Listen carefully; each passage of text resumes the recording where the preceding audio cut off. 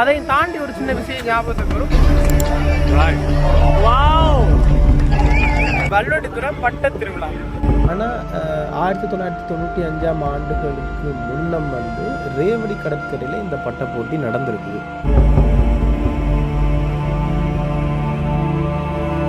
இவர் ஒரு பிரபல யூடியூபர் தான். உன்னையே 12 பேர் கொடுத்துருவோமா?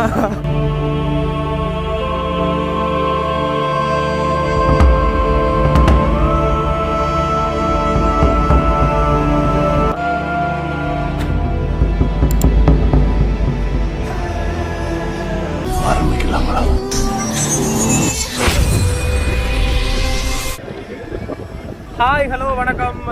இன்றைக்கு நாங்கள் எங்கே இருக்கிறோம்? வல்வெடுத்துறை பட்ட திருவிழா.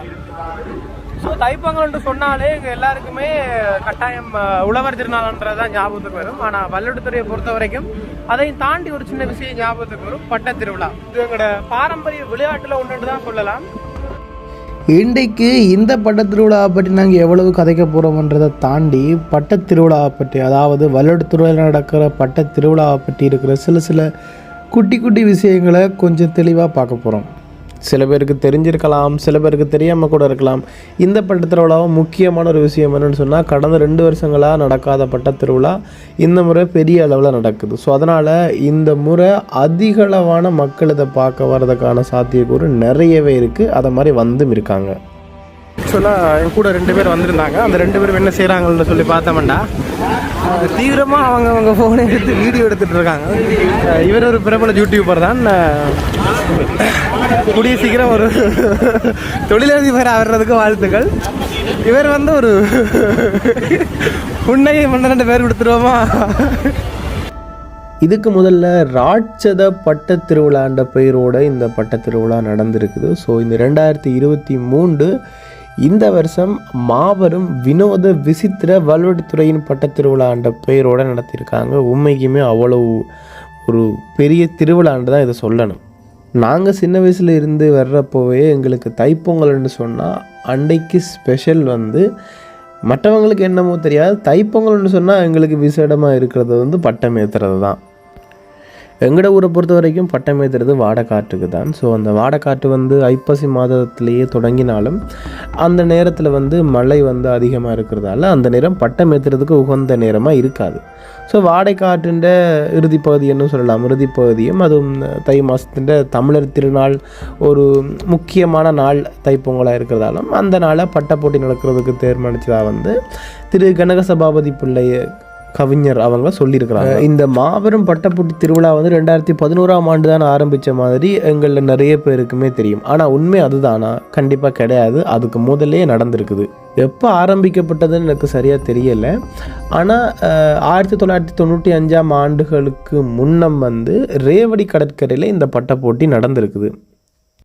1995ஆம் ஆண்டு நடந்த அந்த போர்ச்சூழ காலத்துக்கு பிறகு தான் இந்த பட்டப்போட்டி கொஞ்சம் நிப்பாட்டி வச்சுருந்தான்னு கூட சொல்லலாம். அதுக்கு பிறகு திருப்பி ஆரம்பிக்கப்பட்டதான் 2011ஆம் ஆண்டு இந்த உதய சூரியன் உல்லாச கடற்கரையில் ஆரம்பிக்கப்பட்டது. சரி, இந்த பட்டக்கலையில் முக்கியமான சில விஷயங்கள் இருக்குது. ஒன்று எல்லாருக்குமே குதூகலத்தை கொடுக்குற விஷயத்தில் இந்த விண்ணுன்றது வரும். அதாவது பட்டம் ஏற்றினா அதில் ஒலி எழுப்பும் முறை, அது பட்டம் ஏறின்னு கேட்கல அந்த ஒலி நிறைய பேருக்கு அவ்வளோ பிடிக்கிற ஒரு விஷயமா இருக்கும். இன்னொன்று லைட் பட்டங்கள், அதாவது பட்டங்களை ஏற்றி அதில் மின்குமிழ்களை பொருத்தி இங்கேருந்தே நாங்கள் மின்சாரத்தை கொடுத்து இரவு வேளையில் அது மிளிர்ந்து அவ்வளோ அழகாக இருக்கும். இதையெல்லாம் தாண்டி ஒரு விஷயம் இருக்குது. என்னென்னு சொன்னால், பட்டத்தில் முப்பரிமாண பட்டங்களை ஏற்றுறன்றது, அதாவது பட்டம் கட்டும் கலையே ஒரு வளர்ச்சி அடுத்த பகுதிக்கு எடுத்து சென்றதுன்னு சொன்னால் இதன் தான் சொல்லலாம். ஏன்னா அந்த முப்பரிமாண பட்டம் கட்டி ஏற்றி அது ஏறி நிற்கிறன்றது அவ்வளவு சுலபமான ஒரு விஷயம் கிடையாது. என்னென்னு சொன்னால் அது சரியாக இருக்கணும், ஏறி நிற்கணும், ஒரு பக்கம் கூட கூற இருக்கக்கூடாது. கிட்டத்தட்ட விஞ்ஞானம் கலந்த ஒரு விஷயம்தான் இது. சரி, இந்த பட்டப்போட்டி வல்வெடுத்துறையில் மட்டும்தான் நடக்கிறதான்னு கேட்டால் கண்டிப்பாக கிடையாது. ஏன்னு சொன்னால் யாழ்ப்பாணத்தில் நிறைய இடத்துல இந்த பட்டப்போட்டி நடந்துட்டு தான் இருக்குது. அதுவும் தைப்பொங்கலுக்கு நடந்துட்டு தான் இருக்கிறது. ஆனால் வல்வெடுத்துறையில் நடக்கிற பட்ட போட்டி எதுக்கு இவ்வளோ விசேடம்னு சொன்னால் அதுக்கு முக்கியமான ஒரு காரணம் முப்பரிமாண பட்டம்ன்றது கூட சொல்லலாம். மற்ற இடங்களில் சில இடங்களில் இது பெரிய பட்டம் ஏற்றுறது அப்படி வேறு இதுகள் இருக்கும். ஆனால் இங்கே அது பெரிய அளவில் பார்க்கப்படுறதுக்கு ஒரு காரணமாக கூட இருக்கலாம் இந்த முப்பரிமாண பட்டங்கள் ஏற்றுறது தான். சரி, இன்றைக்கு இப்போ இங்கே நடக்கிற வினோத விசித்திர வல்லுடுத்துறையின் பட்டத் திருவிழாவை பற்றியே நாங்கள் பார்ப்போம். இதுவரை அந்த பட்டங்கள் வானிலே பறக்க விடப்பட்டிருக்கின்றன. இலக்கம் 33 உணவு இயந்திரத்தில் மலர் நடவடிக்கின்றன. உணவு இயந்திரத்தில் மலர் நடவடிக்கின்றன.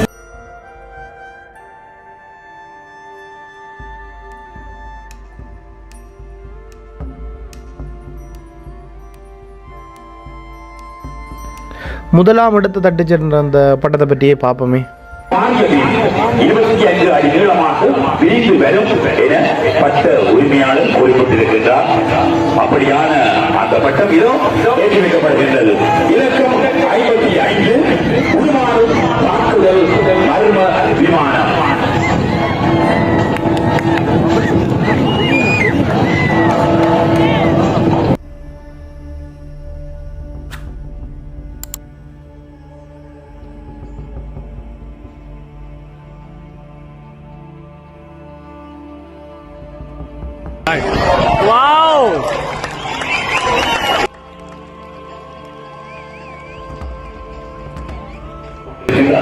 இலக்கம் 55 உருமாறும் தாக்குதல் மர்ம விமானம். இந்த பட்டம் முதலில் ஏற்றும் போது ஒரு வடிவத்திலும் தாக்குதல் நடத்தியதில் முற்றிலுமாக உருமாறி வேறு வடிவத்திலும் காட்சி தருகின்றது. உருமாற்றத்தில் மற்றும் பள்ளத்தடியாக இருந்த இந்த பட்டம் உருமாறியதில் 25 அடி நீளமாக மாறியிருக்கின்றது. அந்த தகவல் சரியானதாக இருக்கின்றது. அந்த பட்டம் இப்பொழுது வானத்திலே பறந்து கொண்டிருக்கின்றது.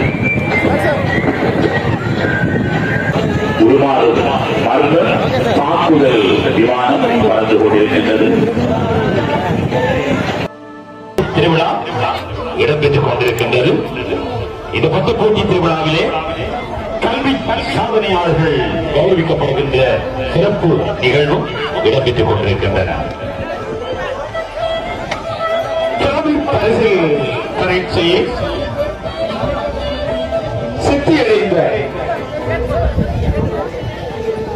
மாணவர்களுக்குரிய பரிசுகள் இன்னும் சில நிமிடங்களில் வழங்கப்பட இருக்கின்றன. அந்த மாணவர்கள் தங்களை தயார்படுத்திக் கொள்ளுமாறு அன்பாக கேட்டுக் கொள்கின்றோம்.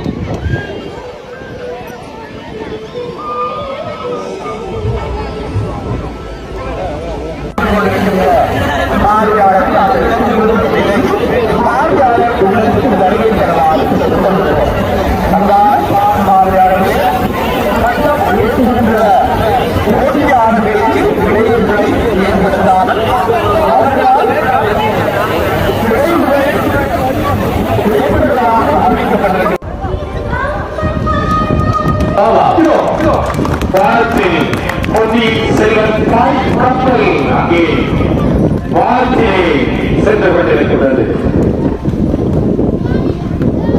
வல்லடிப்படையிலிருந்து அன்னமூரை கப்பல் சென்றதை அந்த காவிரி பாய்மர கப்பல் நமக்கு ஏற்படுத்தது. வல்லடிப்படையிலிருந்து அன்ன கூடை கப்பல் அமெரிக்காவை சென்றது.